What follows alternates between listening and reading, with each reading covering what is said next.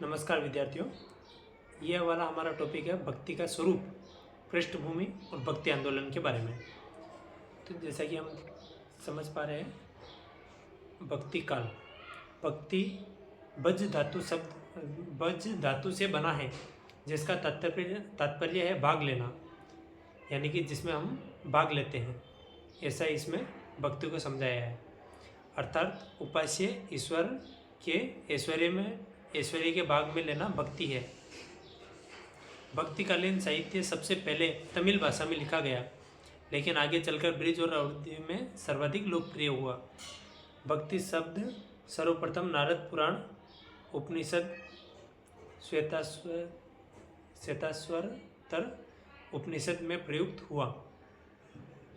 इसके अतिरिक्त नारद पुराण, सांडिल्य ग्रंथ, श्रीमद् भागवत, महाभारत के शांति पर्व एवं भीष्म पर्व में पितामह भीष्म ने भक्ति की सुंदर व्याख्या की है।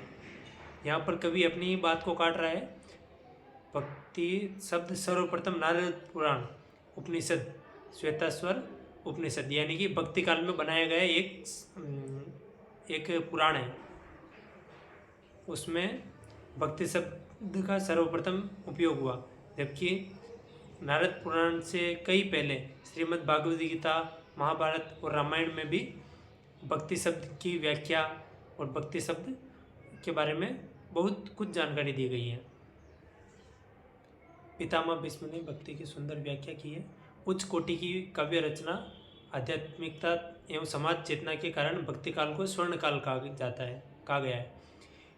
संपूर्ण भारत में भक्ति काल को प्रचलित करने वाले 4 संप्रदाय हुए और 4 संस्थापक हुए: श्री रामानुजाचार्य, श्री संप्रदाय, श्री विरामाचार्य, निम्बार्काचार्य, निम्बार्क संप्रदाय, भेदभाव, सनकादि, हंस संप्रदाय। माधवाचार्य ने ब्रह्म संप्रदाय, ब्रह्मद्वैत समुदाय की स्थापना की। विष्णु स्वामी, रुद्र संप्रदाय, विरुवल्लभ शुद्ध। संप्रदायों के विभिन्न मत। श्री संप्रदाय का मान्य मत विशिष्टाद्वैत, मनुष्य विशिष्ट अवस्था में परमात्मा से अलग हो गया, के बारे में समझाता है। निम्बार्क संप्रदाय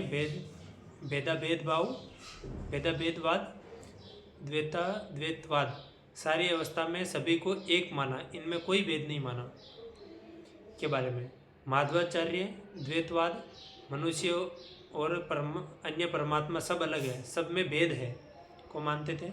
रुद्र संप्रदाय का मूल नियम था, रुद्र संप्रदाय में विष्णु स्वामी द्वारा शुद्ध द्वैतवाद, माया से मनुष्य का शुद्ध होना, इस सभी ने शंकराचार्य के शैव अद्वैतवाद को माया कहकर विरोध किया। यानी कि जो शंकराचार्य पूरे धर्म का व्याख्या करते हैं, उनके अद्वैतवाद को माया कहकर विरोध किया गया। ये इनका मुख्य भक्ति काल था। इन चारों संप्रदायों ने भक्ति को फैलाया और ये सभी वैष्णव थे। भक्ति आंदोलन का स्वरूप। भारत में भक्ति आंदोलन की शुरुआत दक्षिण भारत से हुई थी। धीरे धीरे ये संपूर्ण भारत में फैल गया। इसकी उत्पत्ति और विस्तार के बारे में प्रसिद्ध है उत्पन्न द्रविड़ गथा। ये कुछ एक छंद है जो यहाँ पर छूट रहा है। उत्तर भारत रामानंद वल्लभाचार्य, बंगाल चैतन्य महाप्रभु, असम शंकर देव, उड़ीसा पंचसखा, बलराम दास, अनंत दास, यशवंत दास, जगन्नाथ दास, अच्युतानंद दास, महाराष्ट्र वारकरी संप्रदाय। नोट: इस संप्रदाय के संस्थापक संत पुंडरीक के द्वारा की गई थी। 4 सदस्य: संत ज्ञानदेव 1275 से 1296 तक, संत नामदेव 1270 तक से 1320 तक, यानी कि 50 वर्षीय और 26 वर्षीय, 21 वर्ष। संत एकनाथ और संत तुकाराम इसके मुख्य सदस्यों में थे। आलावर और नयनार दक्षिण भारत। दक्षिण भारत में के वैष्णव संत, जिन्हें आलावर कहा जाता था, ने भक्ति को लोकप्रिय बनाया। आलावर ये भक्ति के आंदोलन के प्रवर्तक रहे। आलावर संतों की संख्या 12 थी, जिनमें अंडाल यानी कि गोद नाम की एक स्त्री भी थी। आंडाल को दक्षिण की मीरा भी कहा जाता है। आलावार के सहज सरल गीत तमिल भाषा में लिखे हुए जो दिव्य प्रबंधम 4000 पद नामक ग्रंथ में संकलित है। इस ग्रंथ को तमिल वेद भी कहा जाता है। यानी कि तमिल वेद किसे कहा जाता है? दिव्य प्रबंधम। ये एक सवाल आ सकता है 1 नंबर का। आधुनिक काल में हम जिस भक्ति की परिचर्चा करते हैं उसका उत्स दक्षिण भारत में रहा है। यानी कि उसका स्रोत, मुख्य स्रोत या उत्पत्ति स्थान दक्षिण भारत रहा है। भक्ति का प्रसार सर्वप्रथम दक्षिण भारत केरल के आलावर संतों द्वारा, महाराष्ट्र में पंढरपुर में हुआ था, गुजरात में माधवाचार्य ने किया था, काशी में रामानंद स्वामी ने किया था। संपूर्ण भारत में ऐसे अलग अलग मुनि थे। भक्ति काल के उद्भव के कारण शुक्ल जी ने इस्लाम का आक्रमण बताया। शुक्ल जी जो इतिहासकार व्याख्याता है, उन्होंने इस्लाम का आक्रमण को भक्ति काल के उद्भव का मुख्य कारण बताया। हजारी प्रसाद द्विवेदी, धीरेन्द्र वर्मा, नगेंद्र ने भक्ति काल के उदय का कारण परंपरा की विकास यात्रा को माना। यानी कि इन तीनों का कहना है कि भक्ति काल उदय होने का कारण परंपरा की विकास यात्रा, यानी परंपरा में कुछ अपडेट होना, कुछ आगे बढ़ना परंपरा का। जॉर्ज ग्रियर्सन, कोथ, बेबर आदि विद्वानों ने भक्ति काल को ईसाइयत की देन माना। जनमानस का काल, जन जागरण का काल इसे मुख्य तौर पर सभी द्वारा आमतौर पर माना गया। भक्ति काल को सुनीति कुमार चटर्जी ने बताया। शुक्ल जी भक्ति काल के साहित्य को सर्वप्रथम विभिन्न चरणों में विभाजित करते हैं। भक्ति काल निर्गुण काव्यधारा, ज्ञानाश्रयी शाखा और प्रेम मार्गी शाखा। निर्गुण के सिवाय दूसरी काव्यधारा सगुण काव्यधारा है, कृष्ण भक्ति शाखा और राम भक्ति शाखा। यानी कि ये दोनों काल में हम नाम से ही समझ सकते हैं। सगुण काव्यधारा है, उसमें भगवान श्री कृष्ण के बारे में जितने भी शास्त्र या ज्ञान जो भी है उसके बारे में बात की गई है। और होशियार छोड़ी। और राम भक्ति शाखा में भगवान राम जी के अवतार के बारे में बहुत सारी बातें बताई गई हैं। निर्गुण काव्यधारा में ज्ञान के बारे में और प्रेम के बारे में, यानी कि मनुष्य अपने प्रति और अन्य जीवों के प्रति किस प्रकार से ज्ञान के माध्यम से जुड़ा रह सकता है या सेवा का लाभ ले सकता है, उसके बारे में निर्गुण काव्यधारा में बताया गया है। सगुण काव्यधारा में हमें हमारे भगवान जो कि कृष्ण भगवान और राजा रामचंद्र जी थे उनके बारे में जानकारी मिलती है। निर्गुण काव्यधारा की विशेषताएं हमें मुख्य तौर पे ये देखने मिली। निराकार ईश्वर में विश्वास, यानी कि एक ओमकार के बारे में विश्वास रखना। निर्गुण ब्रह्म की आराधना, निर्गुण ब्रह्म जो कि शिव तत्व ही है, उसमें ब्रह्म की आराधना हम कैसे कर सकते हैं बिना किसी रूप की मन में चिंता किए।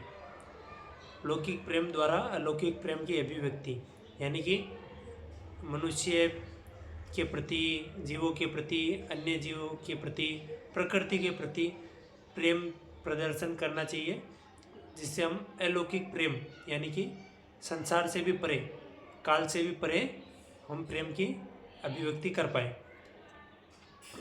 धार्मिक रूढ़ियों एवं सामाजिक कुरीति के विरोध। हिंदी साहित्य, इतिहास, इनमें जहाँ पर भी आपको आए धार्मिक रूढ़ियाँ, इसमें मानना है आपको कि केवल हिंदू धर्म, जैन धर्म, बौद्ध धर्म, यानी कि जो भारतीय धर्म जो है उनके बारे में जो भी रूढ़ियाँ हैं, सामाजिक जिसे कुरीति कहा जाए, ऐसी चीज़ें हैं, वो भारतीय धर्मों की ही गिनाई जाएगी। धार्मिक रूढ़ियों एवं सामाजिक कुरीति के विरोध, जो कि हिंदू धर्म, बौद्ध धर्म, जैन धर्म, सिख परंपरा, मुख्यतः ये 4 धर्मों के बारे में बताया जाएगा। उनका कुछ ना कुछ हर छोटी बड़ी चीज़ में बुराई निकाल कर उसमें रूढ़िवादी ढूंढकर, कुरीति ढूंढकर उनका विरोध किया जाएगा। जाति प्रथा का विरोध, यानी कि हमें जातिवाद से दूर रहना चाहिए, ये एक इसकी अच्छी बात कही जा सकती है। हिंदू मुस्लिम एकता का समर्थन, यानी कि जो हिंदू जो यहाँ के मूल निवासी है, जैन, बौद्ध, सिख, ये यहाँ के जो मूल निवासी हैं उनको मुस्लिमों के साथ एकता से रहना चाहिए। यानी कि जो बाहर से जो हमलावर आए या बाहर से जो अनेक प्रकार की रूढ़िवादिता और कुरीतियाँ लेकर जो आए उनके साथ हमें एकता से रहना चाहिए। रहस्यवाद का प्रभाव, इसमें रहस्यवाद का प्रभाव भी हम आगे बढ़ेंगे। काव्य में लोक भाषा का प्रयोग, काव्य में लोक भाषा बनाई गई ताकि लोग इनके काव्यों को ज़्यादा से ज़्यादा समर्थन दिखाएं, आसानी से समझे और लोगों में जल्दी से पकड़ बने। उसके लिए काव्य में लोक भाषा का प्रयोग ज़्यादा से ज़्यादा किया गया। एकेश्वरवाद का समर्थन, यानी कि इसमें कहीं कहीं पर हमें ऐसा मिलेगा जिसके लिए हम अपने 33 कोटि देवी देवता के बारे में कुछ अलग जानकारी प्राप्त कर पाएंगे। इसका एकेश्वरवाद का समर्थन का मूल मतलब वही है, जिसमें जैन के तीर्थंकर 24 होते हैं या हिंदू धर्म में 33 कोटि देवी देवता बताए गए हैं, अर्थात 33 प्रकार के देवी देवता बताए गए हैं। सिख धर्म में हमें 10 गुरु मिले हैं। बौद्ध धर्म में भी अनेक बुद्ध हुए, अनेक धर्म गुरु हुए। उन सभी का विरोध करने को एकेश्वरवाद का समर्थन कहा गया है। सद्गुरु का विशेष महत्व, यानी कि जो उनके पैटर्न के अनुरूप होगा उसका विशेष महत्व होगा। शांत रस का प्रयोग, यानी कि इसमें किसी भी प्रकार की असली कुरीतियाँ जो है उनका विरोध कहीं पर नहीं किया जाएगा, केवल शांत रस का प्रयोग किया जाएगा उनके लिए।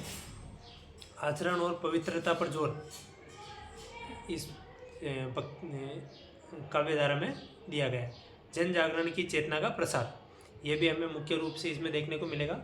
और सगुण काव्यधारा की अनेक विशेषताएं हैं, जैसे साकार ईश्वर की उपासना, यानी कि जो सिख परंपरा के अनुसार 10 महागुरु का अवतार माना गया है, जैन धर्म में 24 तीर्थंकर का, या हिंदू धर्म में 33 कोटि देवी देवताओं का, 33 प्रकार के देवी देवताओं की है, उस प्रकार की ईश्वर की उपासना की जाएगी ताकि अनेक प्रकार के विरोधाभास उत्पन्न हो सके। अवतारवाद में विश्वास, अवतारवाद में अगर अविश्वास दिखाया जाएगा तो अनेक प्रकार के आंदोलन उस समय पर हो सकते हैं। ईश्वर की लीलाओं का वर्णन, यानी कि जो हमारी परंपरा के तौर पर हम लोरियाँ जो सुनते आ रहे हैं उस प्रकार की लीलाओं का वर्णन इसमें भी किया जाएगा ताकि लोगों का उसमें थोड़ा बहुत विश्वास रहे। वैष्णव भक्तों का प्रवर्तन का श्रेय, वैष्णव भक्तों ने प्रवर्तन में वास्तविकता में बहुत उल्लेखनीय योगदान किया है। रागानुराग भक्ति, ईश्वर से प्रेम, यानी कि प्रतिपल जो हमारे मन में रहे उसके बारे में ऐसा कहा गया है। ब्रज और अवधी भाषा, यानी कि उस वक्त मध्य भारत में जितनी भी भाषाएं थी सब में मध्य भारत में सबसे ज़्यादा ब्रज और अवधी भाषा लोकप्रिय थी।